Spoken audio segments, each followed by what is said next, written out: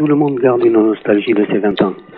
En 71, date de la création du MIL, j'avais à peine 18 ans.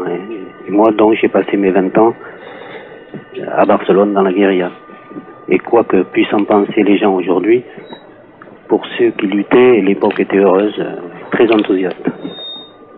Vivante, malgré Franco et la répression, si tu veux. Nous remettions tout en cause avec un optimisme radical, enthousiaste, sans tabou, sans maître à penser, sans limite, que la seule volonté à changer les choses. Voilà pourquoi je suis nostalgique de mes 20 ans. Et de la lutte dans le mil aussi.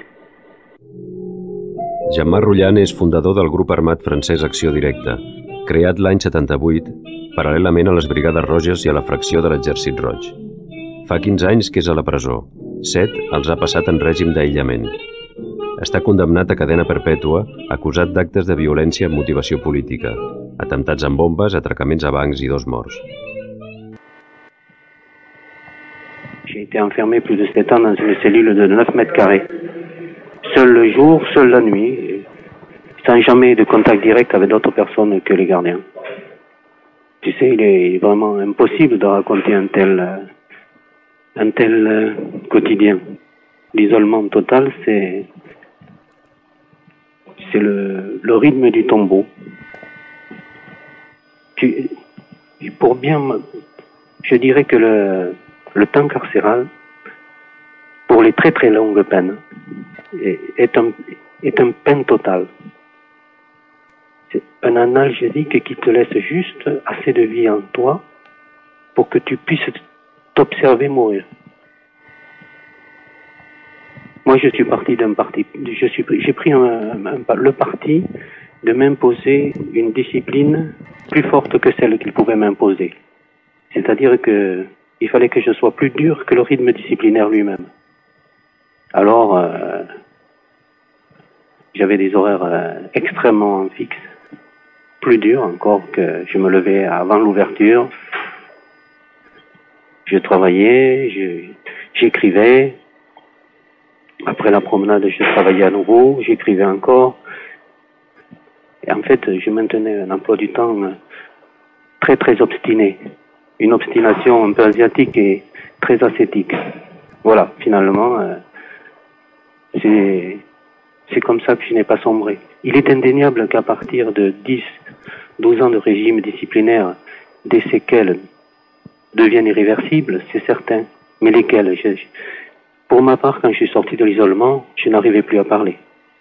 J'étais incapable de m'exprimer. Et encore aujourd'hui, j'ai d'énormes difficultés. Toute conversation est un effort.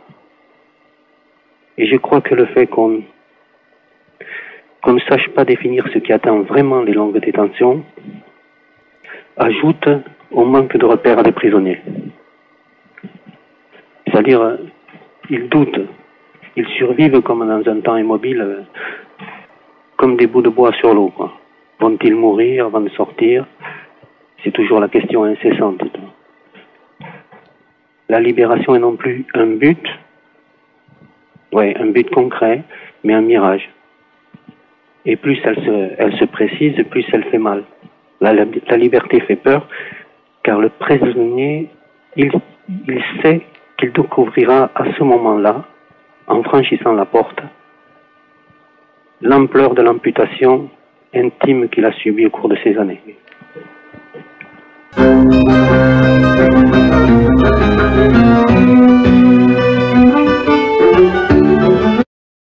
Je suis un prisonnier politique. Et comme tel, je suis un otage. Et un otage ne sait jamais quand il sera libéré.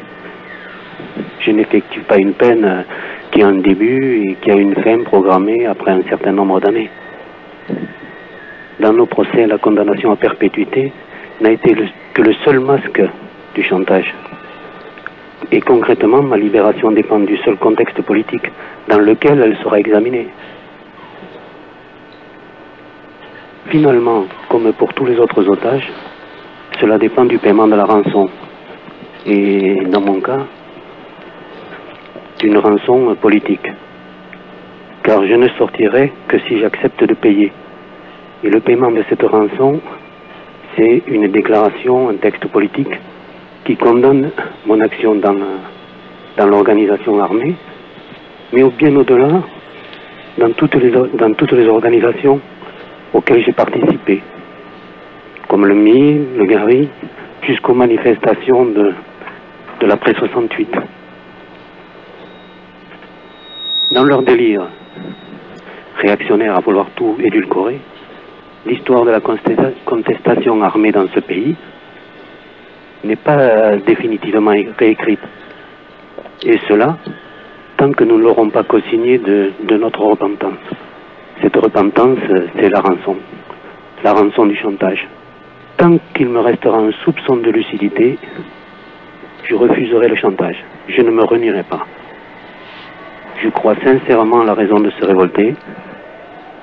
Et pour moi, rien, absolument rien ne peut justifier la plus petite collaboration avec le système et son mirage de propagande.